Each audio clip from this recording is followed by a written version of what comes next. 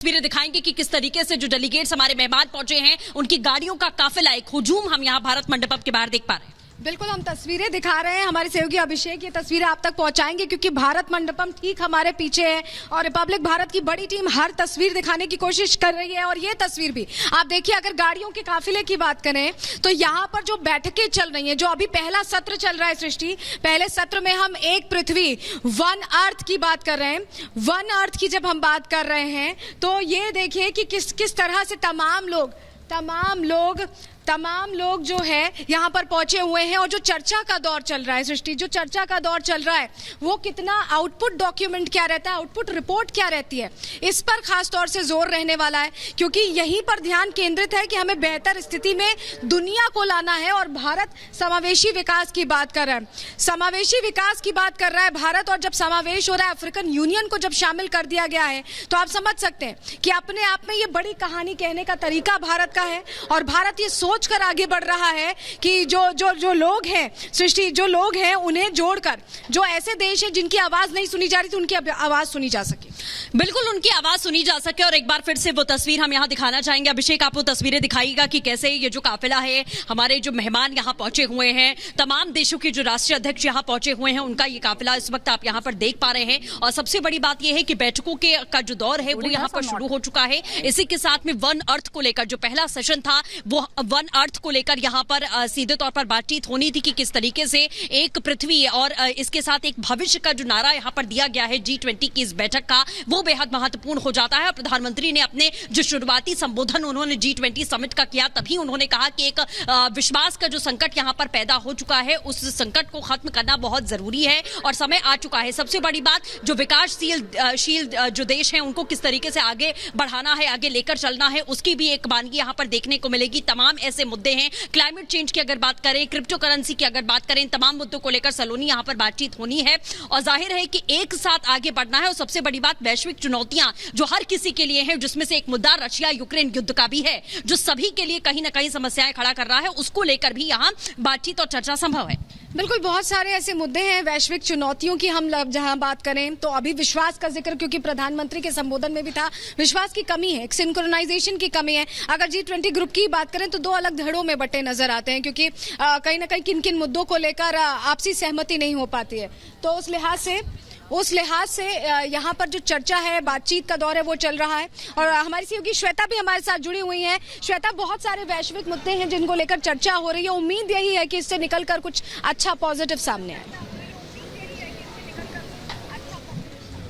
बिल्कुल, देखिए सलोनी, जब शुरुआत की गई थी आज इस सत्र की, भाषण में प्रधानमंत्री नरेंद्र मोदी ने मृदुल बिल्कुल साफ तौर पे ये बात कही कि सबका साथ, सबका विश्वास और सबका विकास। उन्होंने सबसे ज्यादा अगर किसी चीज पे जोर दिया है तो वो विश्वास है। उन्होंने किसी का नाम नहीं लिया, उन्होंने चाइना का नाम नहीं लिया, उन्होंने रूस यूक्रेन का कोई युद्ध का नाम नहीं लिया, लेकिन साफ तौर पर उन्होंने इस बात का जिक्र जरूर कर दिया कि कैसे हमारे अंदर एक विश्वास जो है वो कम हो चुका है, तो इसको लेकर के हम जो आगे हैं वो कैसे बढ़ सकते हैं।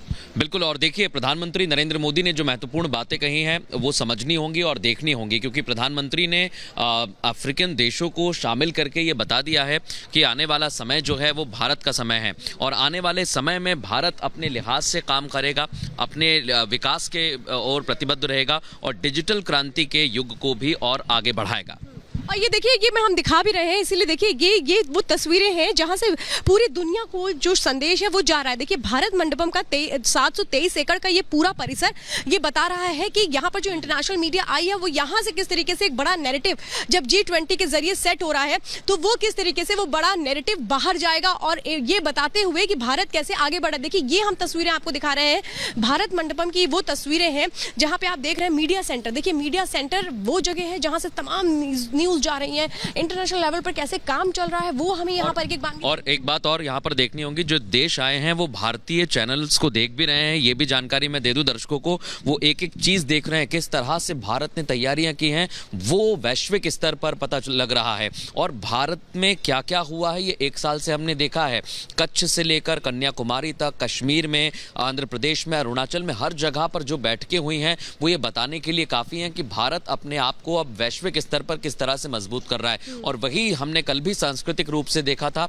मजबूत किया था, लेकिन अब सामरिक तौर पर, और भारत ने अब ये बता दिया है कि आने वाला समय भारत का है। विशेष तौर पर डिजिटल क्रांति की अगर बात करें तो बार बार भारत उस पर फोकस कर रहा है। श्वेता, बिल्कुल। और देखिए, ये वो तमाम देश हैं जिनके झंडे अभी लगे हुए हैं, लेकिन इसमें ही अब एक नया जो ग्रुप है वो शामिल हो चुका है, अफ्रीकन यूनियन का, जिसका जिक्र लगातार हो रहा है।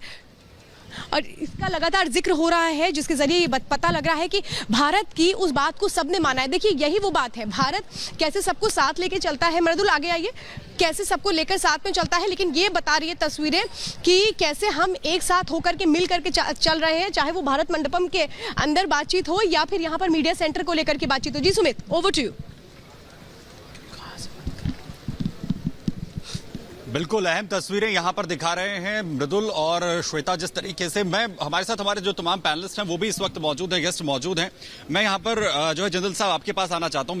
महत्वपूर्ण बात आपने इससे पहले कही कि जब इकोनॉमिक पावर बनने की हम बात कर रहे हैं और भारत के अंदर इतनी कैपेबिलिटी है, हम 5वें नंबर पर है, 30 नंबर का जो दावा है खुद प्रधानमंत्री नरेंद्र मोदी ने किया कि आने वाले वक्त में कर सकते हैं, वो कौन कौन से सेक्टर्स आपके लिहाज से हैं जिस पर पूरे विश्व की नजर है कि भारत इनका वर्ल्ड लीडर कहीं ना कहीं बनने वाला है? कुछ महत्वपूर्ण जो सेक्टर्स हैं, पहला सेमीकंडक्टर्स, चिप्स, मोबाइल से रिलेटेड जितना भी पार्ट्स हैं वगैरह वगैरह, वो ये इम्पोर्टेंट गेम होगा। उसके बाद डिफेंस प्रोडक्शन, डिफेंस में मतलब टेक्नोलॉजी का ट्रांसफ़र, वो महत्वपूर्ण रोल होने जा रहा है।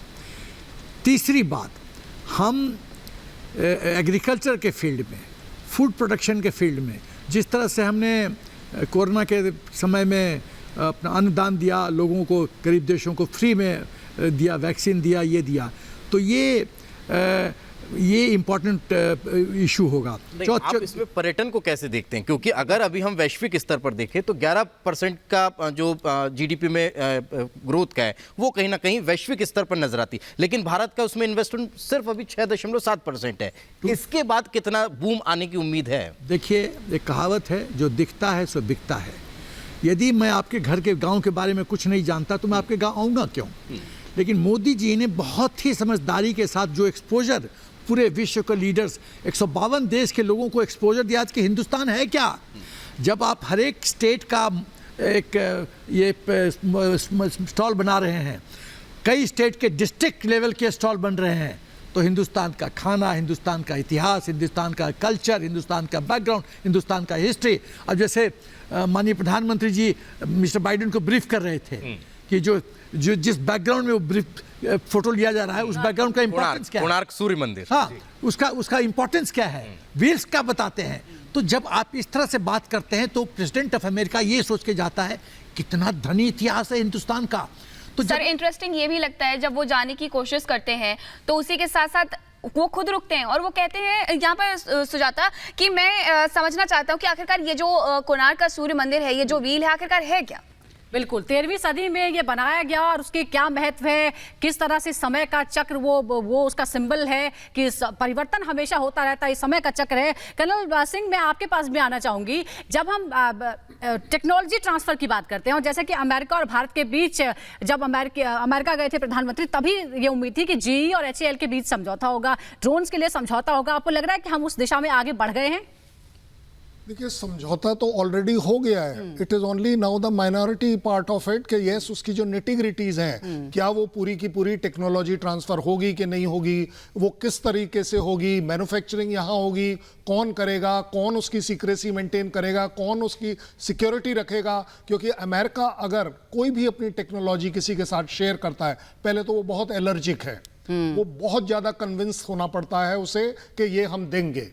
पहले तो देने पर आ गई, उसके बाद आ रही है टेक्नोलॉजी ट्रांसफर, उसके बाद आ रही है मैन्युफैक्चर। उसे मालूम है कि अगर इंडिया को हमने मैन्युफैक्चरिंग हब बना दिया, चाहे वो ड्रोन से कंसर्न हो, चाहे वो एयरक्राफ्ट से कंसर्न हो, उसे मालूम है कि पूरी दुनिया पागलों की तरह दौड़ेगी। बिल्कुल, और कोई शक नहीं है कि